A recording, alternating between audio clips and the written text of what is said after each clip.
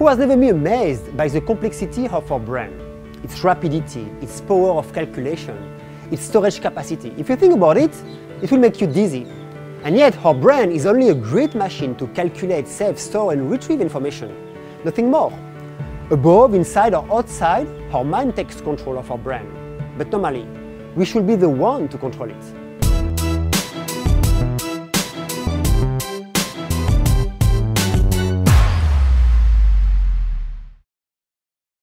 Hi guys, welcome to Just for Sharing, our Wednesday meeting where we'll speak about psychology, philosophy, coaching, productivity, personal growth, and today we will speak about our mind. My name is Mika Denisot. I'm a French trainer, holistic coach, and also the founder of Soul in the Mind.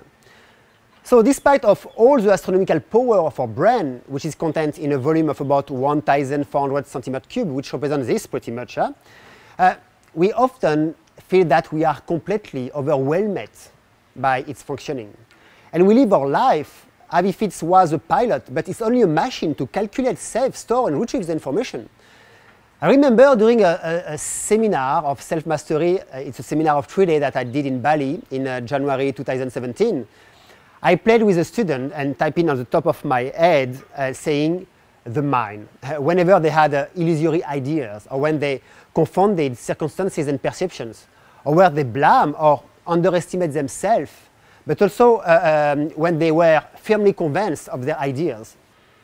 By doing this, I wanted to make them understand that everything that comes from our mind is often wrong, biased and transformed by our perceptions, by the image we have of ourselves, by our personal depreciations, and also sometimes simply by our idea, the flow of mental scrolling without interruption.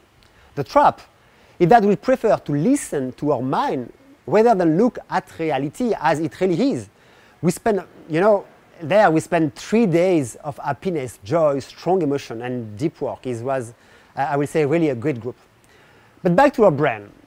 While it's calculated between 10 power 13 and 10 power 19 instructions per second, or it was around 1,000 billion to 100 billion of instructions per second, and its storage capacity represents an average of 1 million megabytes. To give you an idea, it represents the recording of all the information of a television turned on 24 hours for 300 years. And in spite of all its power, we still feel helpless. What a paradox. We have the most powerful computing and storage machine in the world, and we don't know how to use it.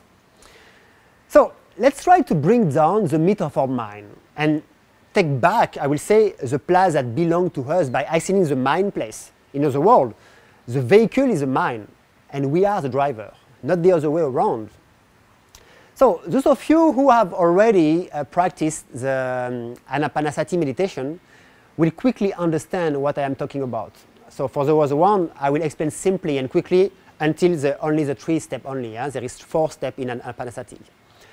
So Anapanasati is one of the oldest Buddhist meditation. It also said that the Buddha did this meditation when he reached his awakening. So during this meditation, after calming our member, breathing, organ and stretches, comes the second step, is calming the mental objects, the ideas, the perception, the sensations, the imagination. Then comes the third step, the observation of the mind, just to try to release it. We see clearly in this practice that the mind arrives after the mental. They are 2 separate entities. The mental at this stage of meditation has received the order to stop any useless and unnecessary calculation. In short, at this point, we are reducing our mental capacity to 3 simple things. So, yes, I know, it's not much, right? But you will see that there is in fact only that. You will quickly understand what the mind is doing all day, during all your life, and mine too, right? Let's do a quick exercise. Not everything that comes to your mind, but not by labeling a color, an idea, or a sensation, but by reducing everything that happened to your mind to 3 simple things. When you see, when you hear, when you feel or perceive or smell or taste something, don't name what you are doing by saying this color is beautiful, or this cake is good, or this bird is amazing, or my back hurt, or I have a nice shiver in the arm, or yes, this movie is not bad, but nothing to add. By simply replace the mental label by pleasant, unpleasant, or neutral. it will give you something like that. This color is beautiful. You will say this color is pleasant. Let's say this cake is not good. You will say this cake is unpleasant. This bird, the songbird, is amazing. You will say the song of this bird is pleasant. Or my back hurt. You will say my back is unpleasant. The film is not bad, but nothing to add. You will say this film is neutral. Have fun doing this, and you will discover, I will say, how surprising it is. And then I advise you to meditate on everything you do in your daily life. Now let's simplify again by eliminating all label and just stay on the mental mode, or if you prefer, the algorithm of the mind. It will give you this: pleasant, unpleasant, pleasant, neutral, pleasant, unpleasant, unpleasant, neutral. At this stage, we no longer name any things except the three reactions of the mind, which are to sort things into three categories: pleasant, unpleasant, and neutral only. Our life is, I will say, actually reduced to these three simple reactions.